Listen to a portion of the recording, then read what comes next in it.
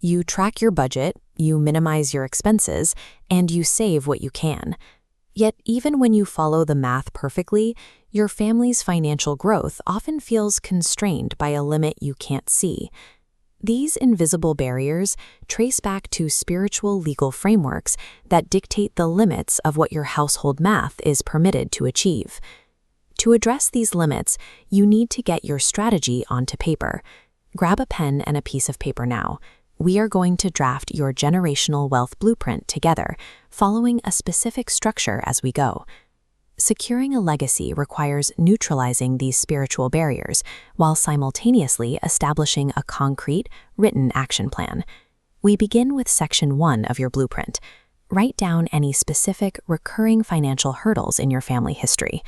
Patterns like premature asset loss, unexpected bills that deplete savings, or debt that follows every generation. These patterns are documented because spiritual adversaries use formal, legal arguments to limit resources. The Bible identifies this opposition with the Greek term antidikos. This text from chapter 1 defines the mechanics of this opposition. 1 Peter 5:8 warns of an adversary, which the text explains is a translation of one who brings a lawsuit or is a legal opponent. This opponent searches for legal rights to destroy your financial standing. Looking further down the page, the author breaks antidikos into its roots, anti meaning against, and dikos meaning rights. The adversary's purpose is to bring legal attempts against us to deny the rights we have already been granted. Return to your paper and title your list of recurring hurdles, Identified Legal Barriers. Naming these patterns helps define the specific lawsuits being filed against your household. With the opposition identified, the next step is to draft your defense. You must counter these spiritual claims by establishing a higher legal precedent based on biblical covenant. The source text identifies this precedent at the bottom of the page. Citing 2 Corinthians 8:9, it explains prosperity is a covenant right. It states that though he was rich, he became poor so that you might be rich, establishing a legal transfer of rights. This legal right to prosperity serves a specific purpose. It provides the resources necessary for kingdom advancement rather than individual hoarding. In Section 2 of your blueprint, write a formal declaration of this precedent. Write, based on the precedent of 2 Corinthians 8:9, I claim my covenant right to wealth to support my family and advance kingdom work. Formally identifying the adversary's claims and applying this biblical precedent gives your financial planning a specific legal standing in the spirit.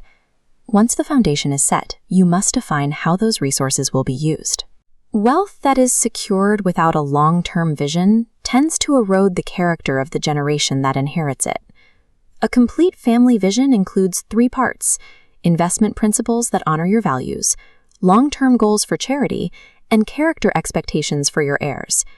In Section 3 of your document, write a 2-sentence mission statement projecting 3 generations into the future. Begin with, our family wealth exists to, and describe how your resources will serve your descendants and your community.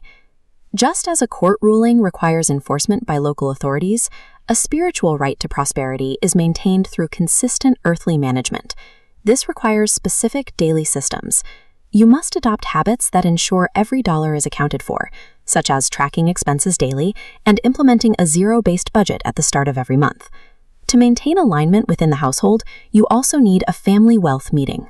This is a regular protocol used to resolve internal conflicts and keep everyone focused on the vision. The agenda for this meeting is simple. Start with a quick icebreaker, provide a financial update, and review your legacy goals together. In the final section of your document, list 3 daily habits you will commit to and set a hard calendar date for your first family wealth meeting. These practical systems are the earthly mechanisms that sustain the spiritual rights you have just documented. Look at the paper you have just completed. You have transitioned from simply listening to actively creating a strategy for your household. You have now identified spiritual lawsuits, established your covenant precedent, defined your generational vision, and committed to practical stewardship habits. Your final step is implementation. Place this document in a highly visible location, like your refrigerator, and hold your scheduled family meeting this week. By executing this blueprint, you are presenting a formal case in the courts of heaven and actively establishing your family's true generational legacy.